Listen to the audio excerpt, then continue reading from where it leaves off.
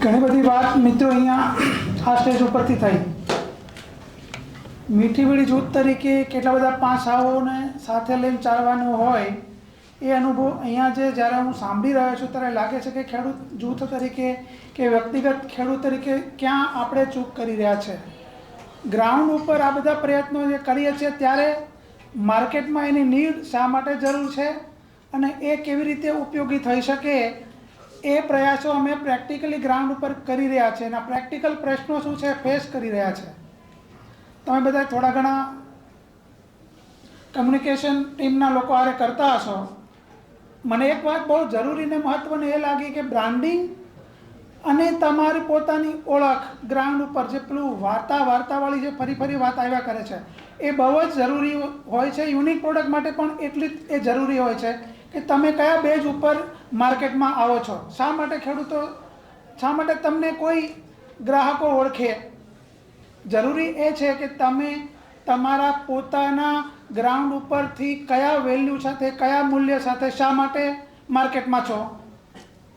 એક વાત બહુ મહત્ત્વની છે કે કોઈ પણ ખેડૂતના સસ્ટેનેબલ પોઈન્ટ ઓફ વ્યૂ લાંબુ જીવવા, ટકવા, કુટુંબ ચલાવવા પૈસો જોઈએ છે, પણ માત્ર પૈસો અગત્યનો નથી અને પૈસો અગત્યનો છે એમ કરીને જ્યારે આપણે માર્કેટમાં આવીએ છીએ એ ટૂંક સમય માટે હોઈએ છીએ।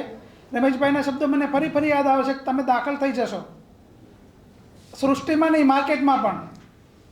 રમેશભાઈએ સૃષ્ટિની વાત કરી, હું અહીંયા માર્કેટની વાત કરું છું। આપણે દાખલ થઈ જશું પણ એ માર્કેટમાં ઊભું રહેવા માટે તમારી નૈતિકતા જરૂરી છે અને એ નૈતિકતા ક્યાંથી ઉગી છે, એનું ગ્રાઉન્ડ શું છે, એ વાત તમારે લોકોને વારે ફરી કહેતા રહેવું પડશે અને એ કહેતા રહેવું પડશે। માત્ર વાર્તાના આધારે નહીં, બ્રાન્ડિંગના આધારે રહેવું પડશે, લોગોના આધારે રહેવું પડશે અને એ નૈતિકતા જાળવી રાખવી પડશે।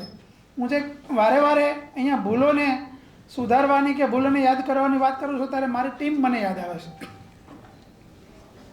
આપણે ઓર્ગેનિકની વાત કરીએ અને કેટલાક નવા મિત્રો હોય કે કેટલાક રિપીટેડલી કામ કરનારા લોકો હોય, આપણો પહેરવેશ, આપણી બોડી લેંગ્વેજ, આપણે જે મુખેથી બોલીએ છીએ શબ્દ પ્રયોગો, આ બધું જ લોકો ઓબ્ઝર્વ કરતા હોય છે। એ અમારો પોતાનો ગ્રાઉન્ડનો ખરેખરનો અનુભવ છે, માત્ર સૃષ્ટિના પ્લેટફોર્મની વાત નથી।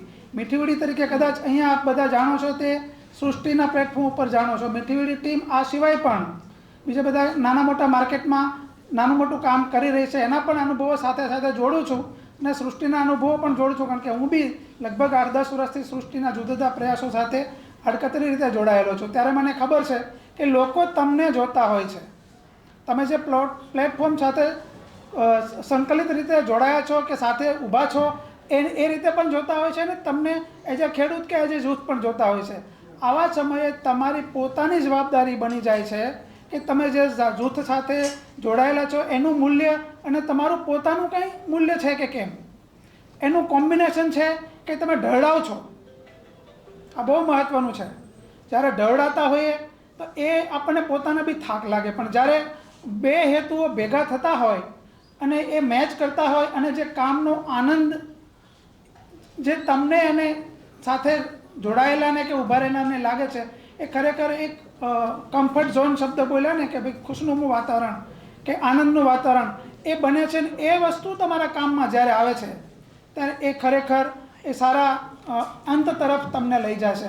ફરી મારે માર્કેટવાળી વાત એટલે કરવી છે કે માર્કેટ એ કોઈ પણ પ્રોડક્ટ કે ખેડૂત કે વ્યક્તિ માટે મહત્ત્વનું છે। ખેડૂત તરીકે આપણે ઉગાડી જાણીએ છીએ, પણ એને ઉગાડી જાણવાની સાથે પોતે જ્યારે માર્કેટમાં એની વેલ્યુ કરીએ છીએ ત્યારે અમે તો જૂથ તરીકે જોયું છે કે ઉગાડીને વેચવું એટલે વચ્ચેની જે આખી ચેનલ છે એને તમે ખર્ચ તરીકે જુઓ છો, બરાબર? અને જ્યારે ખર્ચ તરીકે જોઈએ છે ત્યારે એ ખર્ચને તમારા પોતાની આવકમાં કેવી રીતે કન્વર્ટ કરી શકાય એ મેઇન મુદ્દો અહીંયા આપણી આવકના સ્ત્રોત તરીકે કન્સિડર કરીએ ત્યારે કરીને આપણે કંઈક 2 પૈસા ખેડૂત તરીકે, વ્યક્તિ તરીકે, જૂથ તરીકે એ પરંપરાગત રીતે લાંબુ ચાલવામાં કે ટકી રહેવા માટે ખેડૂત તરીકે બહુ મહત્ત્વનું છે।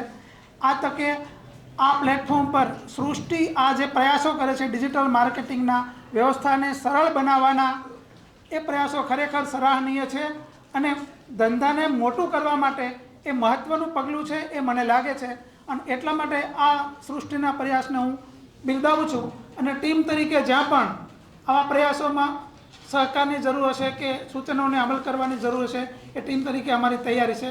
ધન્યવાદ, આભાર.